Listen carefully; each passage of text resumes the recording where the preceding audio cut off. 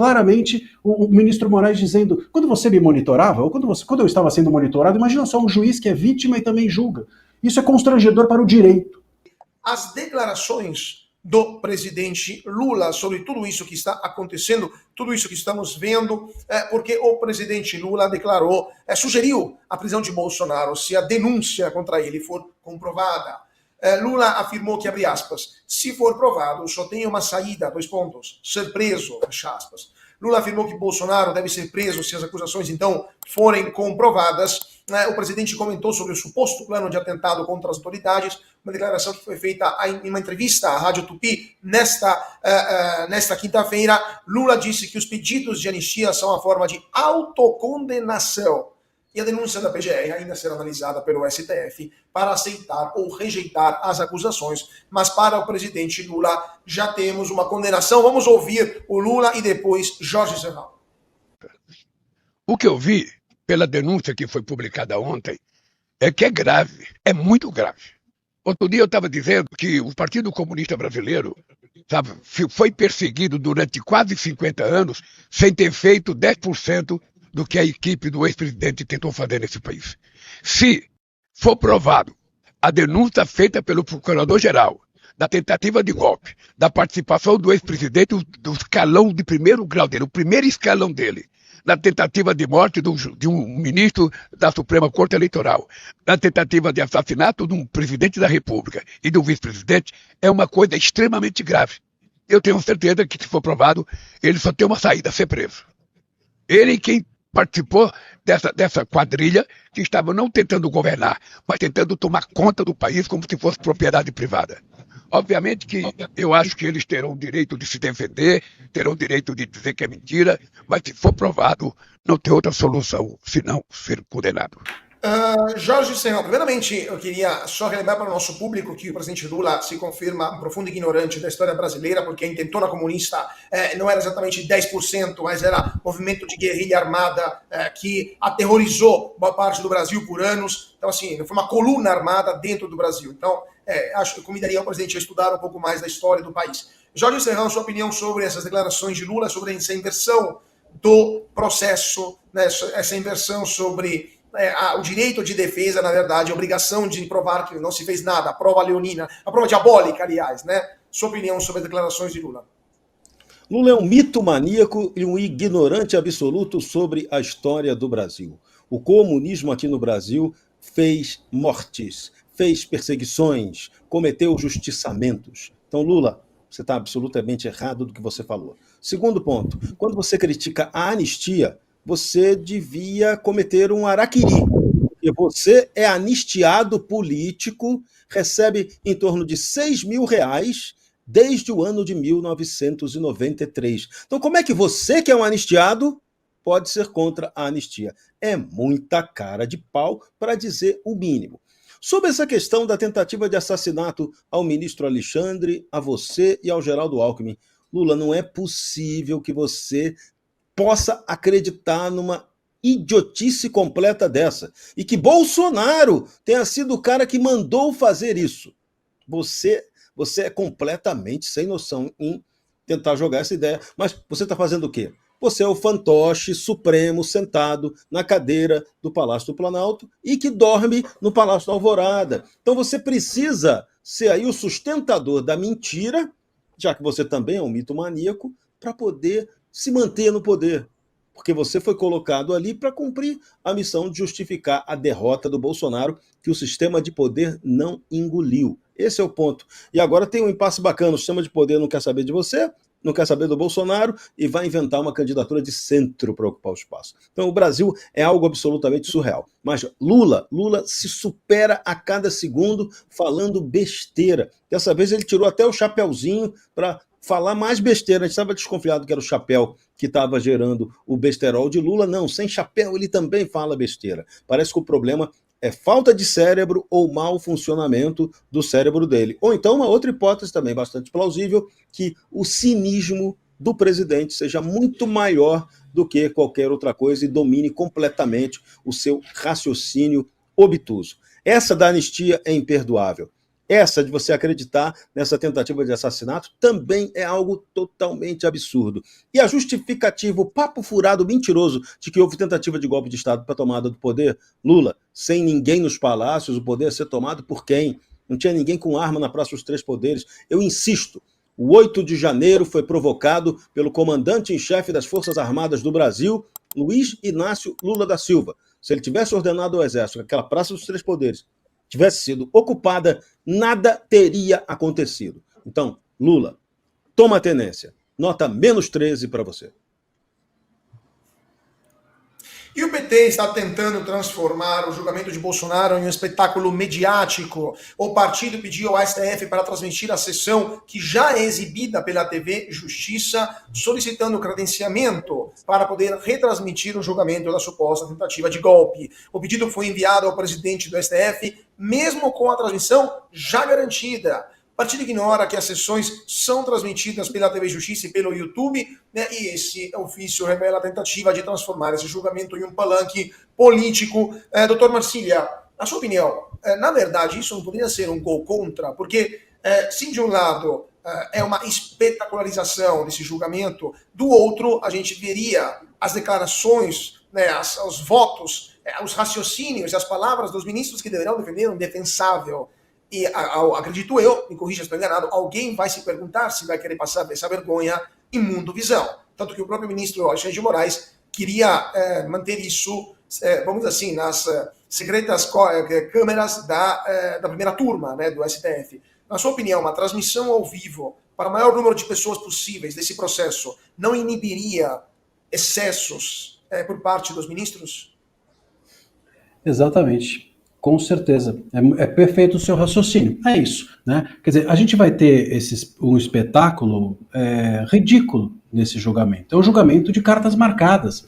Veja, e não é nem a gente que está falando aqui. A coisa é tão óbvia que até os veículos de comunicação que a gente está acostumado a ver fazer uma defesa intransigente de tudo que é bizarro, tem falado, olha, aqui não tem prova, olha, enfim, não é possível ser assim. Eu vi agora há pouco, recebi aqui, inclusive um vídeo de um professor, que eu não vou nem mencionar, mas um professor da PUC, que é conhecidamente esquerdista, numa desses blogs de esquerda total, dizendo que o Bolsonaro não tem indícios de autoria contra o Bolsonaro. Você veja onde a gente está com isso, né? E que eles deveriam ser julgados no plenário para não haver um constrangimento. Então, a coisa está tão escancarada que até quem defende o indefensável até hoje em favor de uma ideologia de esquerda está dizendo que tem muita brecha nessa peça da PGR, nessas denúncias a lacunas insanáveis, nessa delação a nulidades inquestionáveis e assim por diante. Então a exposição de tudo isso só vai aumentar o ridículo que é essa denúncia contra esses 34, assim como começou a haver um ridículo imenso quando houve o julgamento do pessoal do dia 8 de janeiro, e aí eles tiraram logo do plenário e levaram para o virtual. Lembre-se disso, justamente porque estava havendo uma imensa exposição do STF. Então, expor para mais gente aquilo que é uma notória injustiça e o julgamento de cartas marcadas só prejudica. É que nem você querer exibir para todo mundo o jogo do teu time que é uma porcaria, o jogo do futebol do teu time que é ruim, né? Enfim, eu sou palmeirense, hoje em dia eu posso falar isso de carteirinha, né? O Palmeiras talvez seja um desses times que a gente, quanto menos se transmite, melhor. Agora, um ponto aqui é chave, e isso é bastante sério, o Lula, o PT quererem ou não transmitir, para cá ou para lá, estarem estrategicamente errados, isso é uma questão que a gente pode até considerar como faz parte do jogo. O que não pode fazer parte do jogo é o STF querer que o julgamento seja na primeira turma para que eles, ministros, não sejam expostos. É intolerável o que aconteceu em relação ao dia 8, dos réus serem levados para o plenário virtual, para os ministros serem poupados do escrutínio público, da visibilidade dos julgamentos. Isso foi um absurdo, e é um absurdo até hoje. E esses julgamentos são nulos só por isso. Por diversas milhões de outras coisas. Mas só por isso já seria razão para esses julgamentos de todas essas pessoas do dia 8 serem... o julgamento delas ser nulo. Justamente porque a ampla defesa foi impossibilitada no plenário virtual. Agora, o STF, se ele quiser Se essa for a estratégia, se a estratégia for deixar na primeira turma e não no plenário, para que não haja visibilidade, transmissão, porque esses julgamentos, quando estão na primeira turma, a visibilidade é menor.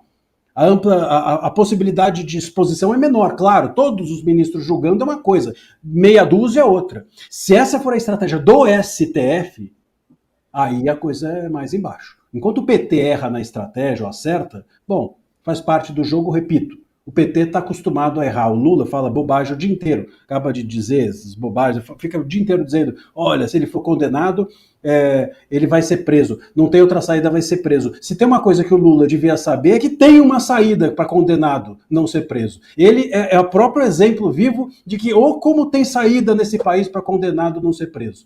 Mas, tudo bem, PT que fale bobagem e tem as suas estratégias. O STF não pode ter estratégia. A STF tem estratégia de esconder o julgamento das pessoas, aí, meu caro, a coisa é mais embaixo e bem mais grave.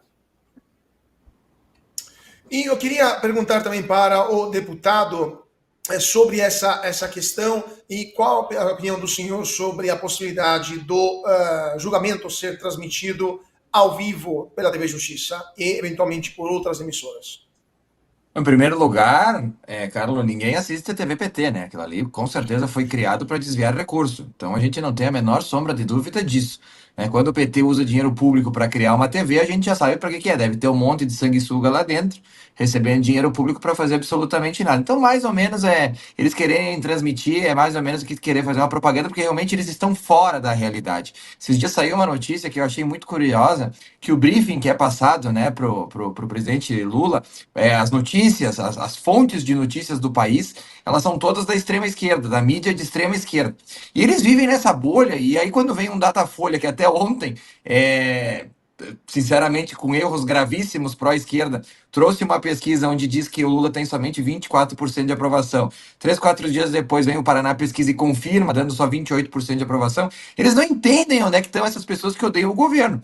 Mas é óbvio, né? Enquanto eles estão cegos pelo ódio, cegos por prender Bolsonaro, o preço do ovo está nas alturas, a picanha não chegou, ninguém mais consegue tomar café, e isso tem irritado a população brasileira. Então, eles deixarem ou transmitirem, sinceramente, ninguém vai assistir e é inócuo. É mais mesmo uma peça de propaganda para eles tentar vender que realmente, olha, eu até estava lendo uma reportagem aí de uma mídia de esquerda dizendo que a estratégia é desmoralizar o presidente Bolsonaro. Olha, até hoje não tem dado certo. Saiu uma pesquisa há poucos dias do Instituto Paraná, aliás, o instituto que mais chegou perto do resultado oficial em 2022, que mostrou que Bolsonaro está quase 5 pontos na frente. Então, como uma boa massa de pão, quanto mais o mito apanha, mais o mito cresce. E vamos continuando a nossa pauta, que temos muitas coisas para comentar, o tempo é sempre muito pouco. A imprensa mundial destaca a ação de Trump contra Moraes por censura. O Wall Street Journal e a mídia internacional estão criticando o ministro do STF por reprimir a liberdade de expressão no Brasil. O Wall Street Journal também acusou Moraes de estar atuando de forma arbitrária nos últimos anos. A mídia internacional em geral está destacando a ação de Trump, a Trump Media, né, da empresa de Trump, que controla o Truth e o Rumble, contra ordens de censura, e os veículos lembram que o Rumble deixou o Brasil em 2023 por causa de decisões do ministro. Eu queria um comentário rápido de cada um dos senhores para depois comentar outra pauta também. Jorge Serrão, essa atenção da mídia internacional e essas críticas contra Moraes são prelúdio de uma ação mais contundente, na sua opinião? 2 minutinhos. Provavelmente sim. Agora a gente está esperando se virar o processo também do X e da Starlink de Elon Musk, que se já veio a da Truth Social do Trump e o do Rumble, pode vir também a do X de Elon Musk. Tem, e podem ocorrer também outras ações. E aguardemos o Congresso americano aprovar a lei que vai punir pessoas e cidadãos estrangeiros que prejudicarem empresas e pessoas norte-americanas com relação à liberdade de expressão. Tá vindo aí, tá quase chegando. Lourão chegou, mas ainda não chegou totalmente. Doutor Marcília, o senhor é autor de um livro sobre a liberdade de expressão, ou melhor, denunciando a censura por toda parte, né? Então, na sua opinião, essa atenção da mídia internacional é o prelúdio a algo maior? Esse é o grande ponto. Eu acho que a gente precisa, claro, Seria muito bom se nós tivéssemos interferências ou se os Estados Unidos comprassem a nossa briga e coisa do gênero, mas a gente não pode depender disso. Então, a gente precisa depender de quem? De nós mesmos. E qual é o melhor jeito da gente depender da gente? A gente visibilizar a nossa censura para o mundo. Por isso que eu digo, independente do relatório da OEA, a gente já foi visibilizado. Outras visibilizações ocorrerão. Todo mundo sabe que sairá um relatório.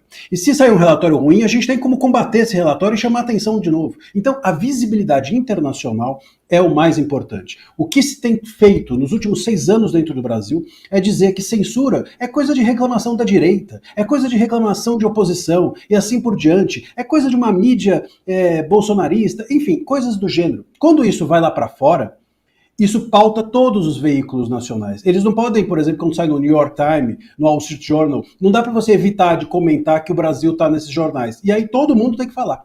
E aí eles são obrigados a pautar isso e isso toma a opinião pública. Então, a visibilização dos nossos casos de censura, eu acho que são o caminho natural para tudo isso que está acontecendo e talvez o passo mais importante para nós.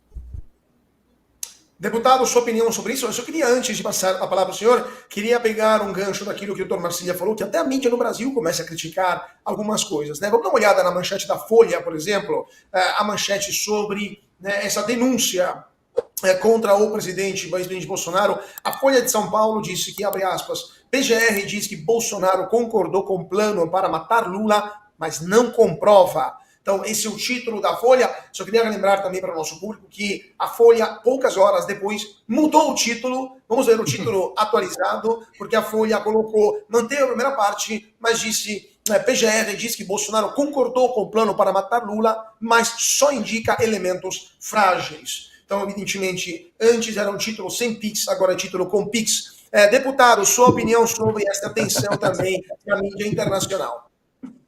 Olha, por mais paradoxal que possa parecer, um eventual banimento do Rumble no Brasil pode ser positivo. Nós voltaríamos à grande imprensa internacional, isso mais uma vez daria mais visibilidade, daria o motivo para contar com a ajuda externa. Eu concordo que nós temos que resolver os nossos problemas internamente, mas a gente pode ter uma ajuda externa no momento que a gente está, sinceramente, a gente não tem que abrir mão. Tu falou da mudança da mídia, né? A gente teve também um editorial do Globo falando sobre a dosimetria das penas, né, dos acusados do 8 de janeiro. Me causa bastante surpresa, eu confesso a vocês, que essa imprensa esteja descolando do governo. Eu acho que quando eles viram que tem 24% de aprovação, que a perspectiva é cair ainda mais, porque o preço dos alimentos certamente vai continuar subindo e que a insatisfação popular vai se avolumar, a imprensa ela tem 2 coisas que a sustenta. Primeiro, a credibilidade, por exemplo, o Grupo Globo já perdeu, a Folha a mesma coisa, e depois o dinheiro público. Então, se a gente vislumbra que em 2026 a direita possa reassumir a presidência da República, eles vão ficar sem dinheiro e também sem credibilidade. Então, eles estão tentando salvar a própria pele.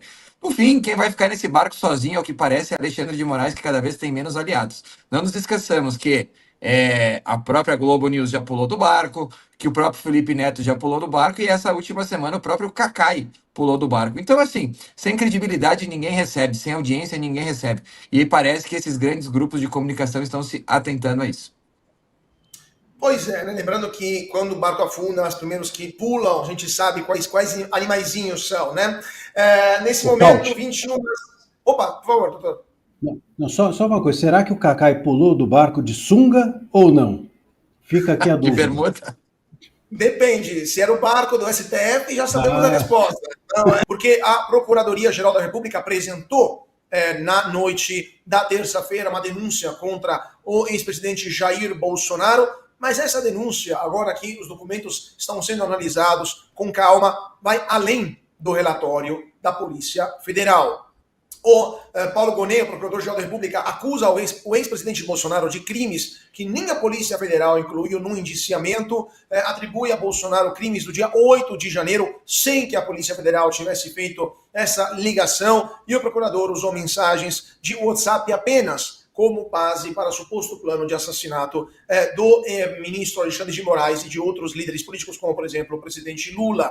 A delação de Mauro Cid, conversão diferente, foi sumariamente ignorada na denúncia, e a PGR sustenta a tese de aval de Bolsonaro sem apresentar provas concretas. Hoje, então, eu queria começar com o doutor Marcília. Doutor Marcília, eu queria uma análise jurídica disso tudo. Pode um procurador ir não sei se a palavra latina correta, ultra vires, né, além de suas prerrogativas, e fazer o trabalho que nem a polícia fez e colocar mais acusações sem que a polícia tenha achado nada de material nisso tudo. E, nesse caso, qual seria o destino desta peça, dessa acusação, se o Brasil fosse um país onde o direito ainda vale? Pois é, se o Brasil fosse sério. Queria eu poder fazer uma análise jurídica mesmo disso, né? Queria eu estar num país em que as análises jurídicas fossem possíveis, né? Ou que o objeto das análises jurídicas fossem também jurídicos. A gente, infelizmente, nesse caso, envolvendo esses 34 denunciados, nós estamos às voltas com todo o tipo de nulidade, com todo o tipo de narrativa fantasiosa. Essa denúncia da PGR, ela é um roteiro que é digno da Netflix. Talvez possa, se não der certo nessa função, talvez eles pudessem ganhar o Oscar, fazer realmente essa carreira de roteirista, porque uma peça jurídica, ela não pode simplesmente completar as lacunas que estão entre um fato e outro.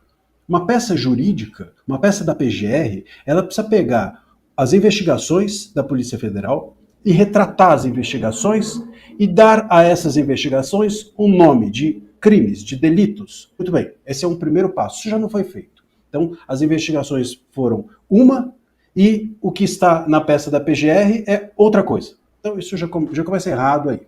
Depois, a peça da PGR, ela é feita, e ali a gente vê, por exemplo, o dia 8, a gente vê reuniões e mensagens e manifestações desse grupo de 34 pessoas, e a gente vê esse grupo de 34 pessoas sendo uma organização supostamente criminosa. Só que não está dito ali o que cada um fazia, qual era a interação entre cada um, por que esses 34 estavam reunidos em um grupo.